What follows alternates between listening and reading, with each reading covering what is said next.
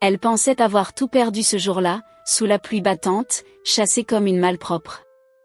Enceinte de 3 mois, un sac sur le dos, nulle part où aller. Elle ne savait pas que le destin l'observait.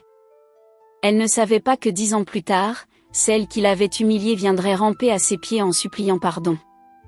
Mais avant de commencer, si vous aimez les histoires vraies qui touchent le cœur, abonnez-vous et activez la cloche.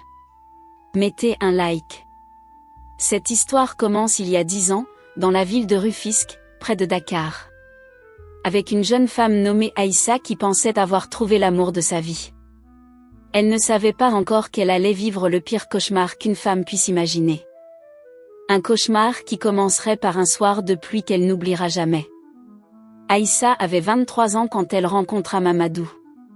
Belle comme le jour, intelligente, diplômée en comptabilité. Elle travaillait dans une petite entreprise, vivait modestement avec sa mère veuve dans une maison simple mais propre du quartier populaire. Mamadou était tout ce dont elle rêvait. Grand, beau, gentil avec elle. Il travaillait comme chauffeur de bus, un salaire stable qui permettait de vivre décemment. Mais surtout, il l'aimait vraiment. Ou du moins, c'est ce qu'elle croyait. Ils se fréquentèrent pendant 1 an. 1 an de promesses, de rires partagés, de projets d'avenir. Mamadou lui parlait de leur future maison, de leurs enfants, de vieillir ensemble. Aïssa était au paradis. Enfin, elle avait trouvé quelqu'un qui la voyait vraiment, qui l'appréciait pour ce qu'elle était. Le jour où Mamadou vint officiellement la demander en mariage, Aïssa pleurait de joie. Sa mère, bien qu'inquiète de la laisser partir, donna sa bénédiction avec des larmes dans les yeux. « Ma fille, sois une bonne épouse. Respecte ta belle famille. Construis ton foyer avec amour. » Mais il y avait un problème. Un énorme problème qu'Aïssa ne connaissait pas encore. La mère de Mamadou. Mariam. Mariam était une femme de 55 ans, veuve depuis 15 ans. Elle avait élevé Mamadou seule après la mort de son mari, travaillant dur comme commerçante au marché Sandaga. Elle vendait des tissus, économisant chaque franc pour que son fils unique puisse avoir une vie décente. Et avec le temps, Mariam avait développé quelque chose de dangereux. Une obsession maladive pour son fils. Dans sa tête, aucune femme n'était assez bien pour Mamadou. Aucune femme ne pouvait le comprendre comme elle. Aucune femme ne méritait son fils unique, son trésor, sa raison de vivre. Quand Mamadou lui annonça qu'il voulait épouser Aïssa, Mariam explosa de rage. Cette fille? Cette petite vendeuse de rien du tout qui vient d'un quartier pauvre? Tu te moques de moi? J'ai transpiré sang et eau pour toi, et c'est comme ça que tu me remercies? Mamadou essaya de raisonner sa mère. Maman, Aïssa est une bonne fille. Elle est travailleuse, respectueuse, intelligente. Elle va prendre soin de moi. De nous. Mais Mariam ne voulait rien entendre. Absolument rien. Dans sa tête tordue par l'égoïsme et la possessivité, Aïssa était une voleuse. Une intruse qui venait lui arracher son fils. Pourtant, Mamadou tint bon. Pour une fois dans sa vie, il osa dire non à sa mère. Ils se marièrent malgré les protestations violentes de Mariam. Une petite cérémonie simple mais remplie d'amour. Aïssa était radieuse dans sa robe blanche, Mamadou fier comme un paon. Mais Mariam ne vint pas à la cérémonie. Elle resta chez elle, bouillonnant de colère et de ressentiment. Il reviendra vers moi. Quand il verra son erreur, il reviendra en rampant. Et cette fille, je la chasserai comme le rat qu'elle est. Les jeunes mariés emménagèrent dans un petit appartement de 2 pièces. Modeste mais confortable. Aïssa avait décoré chaque coin avec soin, transformant cet espace en un vrai foyer chaleureux. Elle cuisinait les plats préférés de Mamadou, repassait ses uniformes avec attention, l'attendait chaque soir avec un sourire. Les 3 premiers mois furent du pur bonheur. Aïssa pensait avoir enfin trouvé sa place dans le monde. Un mari qui l'aimait, un travail stable, une vie simple mais remplie d'espoir. Mais Mariam n'abandonnait jamais. Jamais. Elle commença par des visites quotidiennes. Chaque jour, sans prévenir, elle débarquait chez eux. Au début, Aïssa essayait d'être gentille, accueillante. Elle préparait le thé, offrait de la nourriture, souriait malgré le malaise. Mais Mariam ne venait pas pour le thé. Elle venait pour inspecter, critiquer, détruire. Cette maison est sale. Tu ne sais même pas balayer correctement? La maison était impeccable. Ce repas n'a aucun goût. Mon fils mérite mieux que cette tambouille. Le repas était délicieux, cuisiné avec amour. Tu portes ça pour recevoir mon fils? Tu n'as aucune classe, aucune dignité. Aïssa portait des vêtements simples mais propres et modestes. Rien n'était jamais assez bien. Jamais. Aïssa nettoyait du matin au soir? Tu gaspilles l'eau et le savon. Aïssa gardait les économies du ménage? Tu voles mon fils. Aïssa cuisinait selon les goûts de Mamadou? Tu l'empoisonnes avec ta nourriture de pauvre. Et le pire, c'est que Mamadou ne disait rien. Absolument rien. Quand Aïssa se plaignait timidement le soir, il haussait les épaules. C'est ma mère. Elle est comme ça. Elle changera avec le temps. Sois patiente, s'il te plaît. Mettez un like si vous pensez que Mamadou aurait dû défendre sa femme dès le début. Vraiment, dites-moi en commentaire ce que vous auriez fait à sa place. Mais Mariam ne changeait pas. Au contraire, elle empirait chaque jour. 6 mois après le mariage, elle insista pour qu'ils emménagent avec elle. Mon fils ne peut pas vivre dans cette boîte d'allumettes. Venez habiter dans ma grande maison. Il y a de la place. Mamadou accepta. Malgré les supplications d'Aïssa, malgré ses larmes, il accepta. C'est juste temporaire, ma chérie. Le temps qu'on économise pour une meilleure maison. S'il te plaît. Aïssa n'avait pas le choix. Elle plia ses affaires en pleurant, dit au revoir à leur petit nid d'amour, et déménagea dans la grande maison de Mariam. Ce fut le début de l'enfer. Du vrai enfer sur terre. Mariam la traitait comme une servante. Pire qu'une servante. Comme un chien qu'on tolère à peine. Réveille-toi et prépare le petit déjeuner de mon fils. Tout de suite. À 5 heures du matin, alors qu'Aïssa devait se préparer pour son propre travail. Lave ses vêtements à la main. La machine gaspille trop d'électricité. Alors que Mariam utilisait la machine pour ses propres vêtements. Tu dors dans la chambre d'amis ce soir. Mon fils a besoin de repos, et ta présence le fatigue. Oui. Vous avez bien entendu. Mariam les séparait physiquement dans leur propre lit conjugal. Aïssa encaissait tout en silence, les larmes coulant sur son oreiller chaque nuit. Elle travaillait toute la journée au bureau, rentrait épuisée, et trouvait une liste interminable de tâches ménagères l'attendant. Et Mamadou? Il regardait ailleurs. Il rentrait tard pour éviter les confrontations. Il mangeait en silence. Il dormait profondément pendant que sa femme pleurait à côté de lui. Puis, après 1 an de ce calvaire quotidien, quelque chose changea. Quelque chose qui aurait dû être une bénédiction. Aïssa tomba enceinte. Quand Aïssa vit les 2 barres sur le test de grossesse, elle pleura. De joie, d'abord. Un bébé. Leur bébé. Peut-être que ça changerait tout. Peut-être que Mariam s'adoucirait en pensant à son petit-fils ou sa petite-fille. Peut-être que Mamadou redeviendrait l'homme qu'il avait épousé avec amour. Elle attendit le bon moment pour annoncer la nouvelle. Un vendredi soir, quand toute la famille était réunie pour le dîner. Elle prit une grande inspiration et dit doucement, « J'ai une bonne nouvelle. Je suis enceinte. Vous allez être grand-mère, maman. » Le silence tomba comme une pierre dans un puits. Un silence glacial, terrifiant. Mariam posa lentement sa cuillère. Leva les yeux vers Aïssa. Et ce qu'Aïssa vit dans ses yeux la fit frissonner jusqu'aux os. De la haine. Pure. Non diluée. Brûlante. Et tu es quoi? La voix de Mariam était dangereusement calme. Enceinte. De 3 mois. Aïssa sourit nerveusement, espérant encore une réaction positive. Mariam explosa. Littéralement. Elle se leva d'un bond, renversant sa chaise. Tu crois que je vais te laisser piéger mon fils avec un bâtard? Tu crois que je suis stupide? Aïssa resta figée, bouche ouverte. Quoi? Mais, c'est le bébé de Mamadou.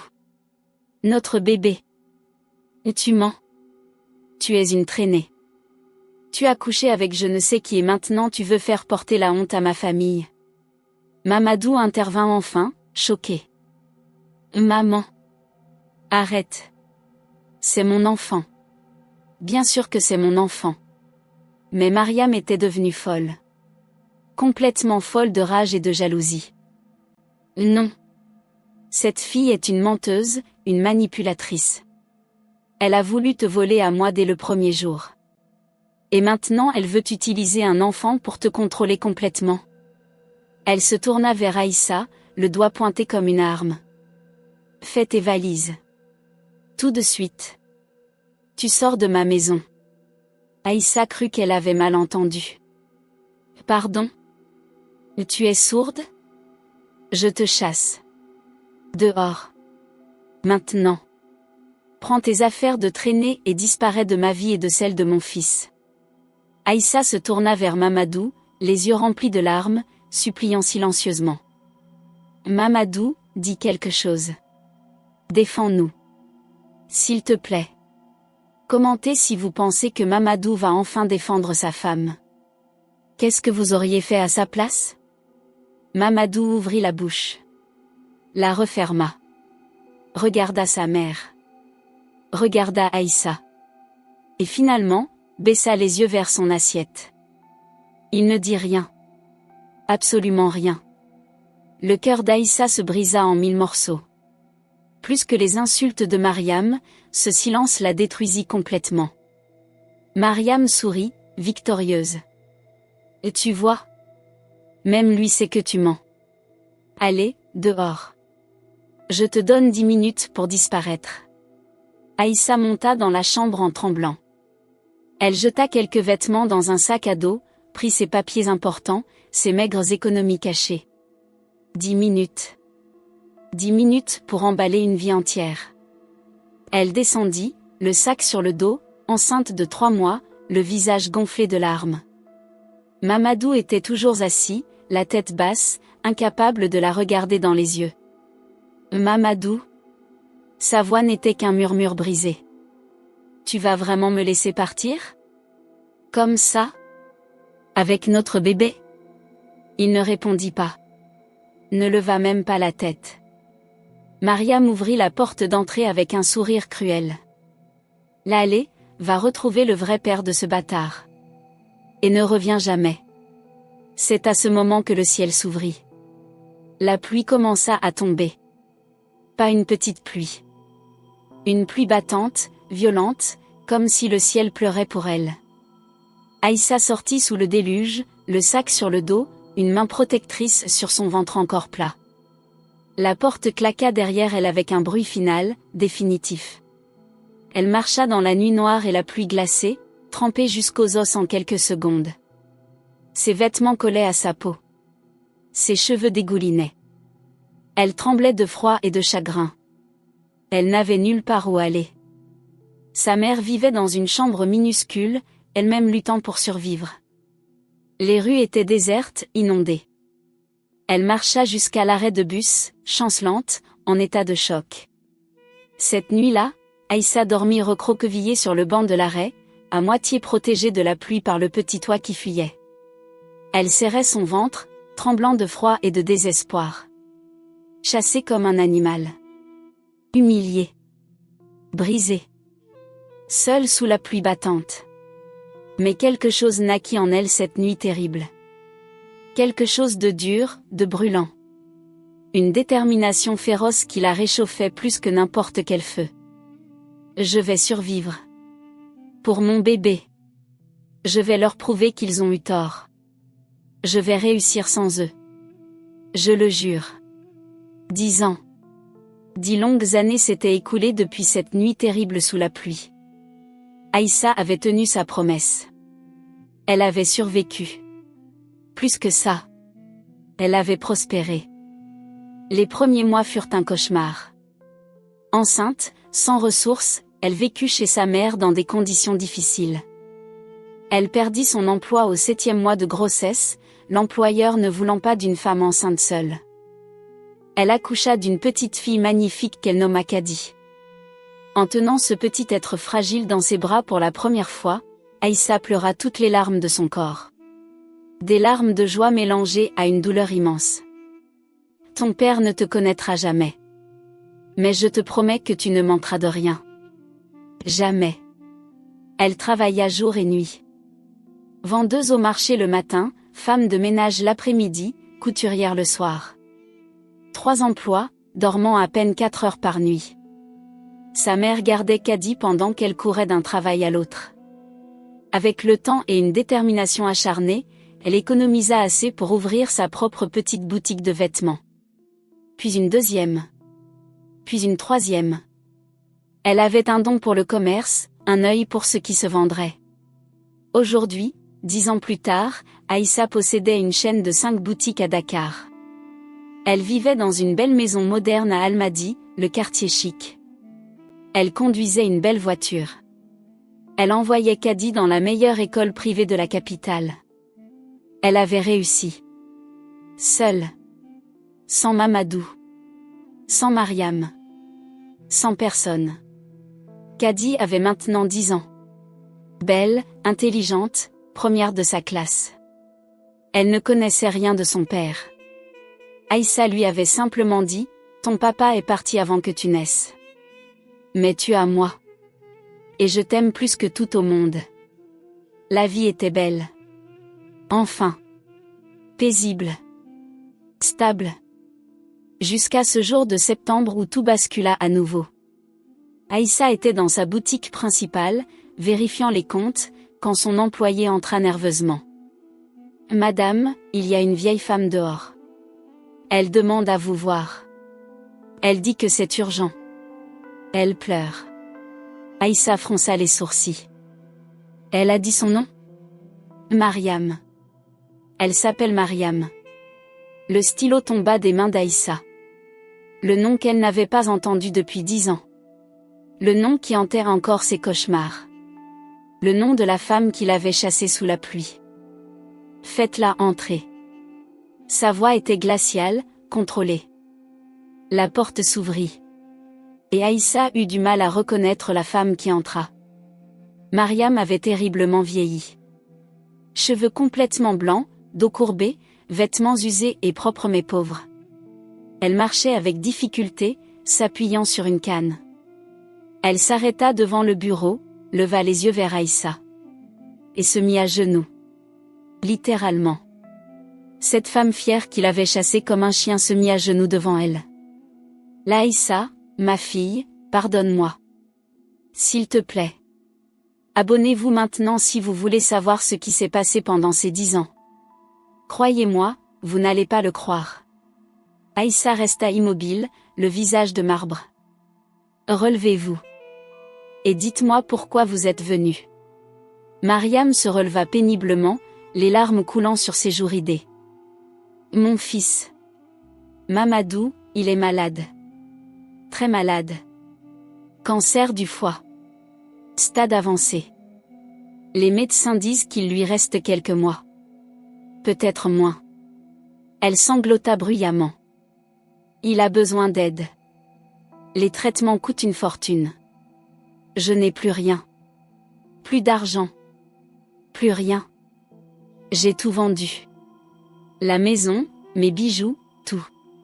Ce n'est pas assez. » Aïssa écouta sans expression. Son cœur était devenu de pierre en ce qui concernait ces gens. Il demande à te voir. Il veut voir sa fille. Il veut demander pardon avant d'eux. Mariam ne put finir sa phrase, étouffée par les pleurs. « Où étiez-vous quand j'étais enceinte et que vous m'avez chassée sous la pluie battante ?» La voix d'Aïssa était calme mais chaque mot coupait comme une lame. « Où étiez-vous quand j'ai accouché seule, terrifiée, sans un franc en poche ? Où étiez-vous quand je travaillais 16 heures par jour pour nourrir votre petite fille? Mariam pleurait de plus belle. J'avais tort. Tellement tort. J'étais folle de jalousie. Je ne supportais pas de partager mon fils. Je le vois maintenant. Trop tard. Qu'est-ce qui s'est passé après mon départ? Aïssa voulait savoir. Elle méritait de savoir. Mariam s'assit lourdement sur une chaise, vidée. Mamadou? Il a changé après ton départ. Il est devenu silencieux, distant. Il a continué à travailler, à vivre avec moi. Mais c'était comme si son âme était partie avec toi. Elle s'essuya les yeux. 6 mois après, il a essayé de te retrouver. Partout. Il a cherché ta mère, ton ancien quartier. Mais vous aviez déménagé. Disparu. Il était désespéré. Et vous? Vous l'avez laissé chercher? Mariam baissa la tête, honteuse. Au début, j'étais contente. Contente de t'avoir chassé. J'avais récupéré mon fils. Mais il n'était plus le même. Il me regardait différemment. Avec du ressentiment. De la rancœur. Il a fini par se marier avec une autre femme, 2 ans après. Une fille que j'avais choisie pour lui. Douce, obéissante.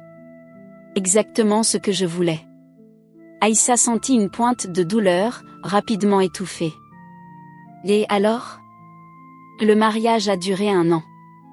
Il l'a divorcée. Il disait qu'il ne pouvait pas l'aimer. Qu'il ne pouvait aimer personne d'autre que toi. Qu'il avait détruit sa seule chance de bonheur à cause de sa lâcheté. Mariam pleura encore plus fort. Tout est de ma faute. J'ai détruit mon fils en voulant le garder pour moi. J'ai détruit ta vie. J'ai privé Kadi de son père. Tout est de ma faute. Aïssa la regarda longuement.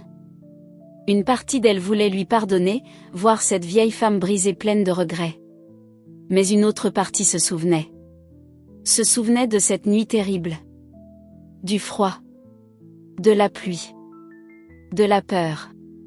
De l'humiliation. Je ne vous pardonnerai pas. Jamais. Sa voix était ferme, définitive. Vous avez fait vos choix. J'ai fait les miens. Vous vivez avec les conséquences. Mariam hocha la tête, vaincue. Je comprends. Mais Mamadou? S'il te plaît. Il veut juste voir sa fille une fois. Juste une fois avant de mourir. Aïssa réfléchit pendant 3 jours. 3 longues nuits sans sommeil. Devait-elle permettre à Mamadou de voir Kadi? Avait-il ce droit après tout ce temps? Elle en parla finalement à sa fille. Kadi, 10 ans, assise sur le canapé avec ses grands yeux curieux. Maman, c'est vrai? J'ai un papa? Aïssa prit une grande inspiration. Oui, ma chérie. Mais il n'a pas été là pour nous. Il nous a abandonnés. Kadi resta silencieuse un moment. Il veut me voir maintenant? Oui. Il est très malade. Il dit qu'il regrette. Est-ce que toi tu veux que j'aille? Aïssa caressa les cheveux de sa fille. C'est ton choix, ma chérie. Je ne t'obligerai jamais. Si tu veux le rencontrer, je t'emmène. Si tu ne veux pas, nous ne parlons plus jamais de lui. Kadi réfléchit sérieusement. Je veux le voir. Juste une fois. Je veux comprendre pourquoi il nous a laissés. 2 jours plus tard, Aïssa et Kadi se rendirent à l'hôpital public où Mamadou était hospitalisé. La chambre était petite, l'odeur de désinfectant forte. Mamadou était allongé sur le lit, si maigre, si pâle qu'Aïssa eut du mal à le reconnaître. L'homme fort et beau qu'elle avait épousé n'était plus qu'une ombre mourante. Quand il vit entrer Aïssa et Kadi, ses yeux se remplirent de larmes. Il essaya de se redresser mais n'en avait pas la force. La Aïssa. Sa voix était faible, brisée. Tu es venu. Et c'est Kadi. Kadi se tenait derrière sa mère, à la fois curieuse et effrayée. Aïssa posa une main rassurante sur son épaule. Oui. C'est ta fille. Celle que tu n'as jamais voulu connaître. Mamadou pleura ouvertement, sans honte. Je suis désolée. Tellement désolée. J'ai été lâche. J'ai choisi ma mère au lieu de ma famille. Au lieu de toi. Au lieu d'elle. Il tendit une main tremblante vers Kadi. Ma fille. Pardonne-moi. Je ne te demande pas de m'aimer. Juste de savoir que je regrette chaque jour de t'avoir abandonné. Kadi regarda sa mère, cherchant du soutien. Aïssa hocha la tête doucement. Kadi s'approcha lentement du lit. Pourquoi tu nous as laissés? Sa voix était celle d'une enfant blessée cherchant à comprendre. Parce que j'étais faible. Parce que j'aimais ma mère plus que je ne respectais ma femme. Parce que j'ai cru qu'elle changerait. Je me trompais. Surtout. Il toussa violemment, du sang apparaissant sur le mouchoir. J'ai vécu 10 ans de regrets. 10 ans à te chercher. 10 ans à payer pour ma lâcheté. Aïssa parla enfin, sa voix froide. Tu voulais nous voir. Nous voilà.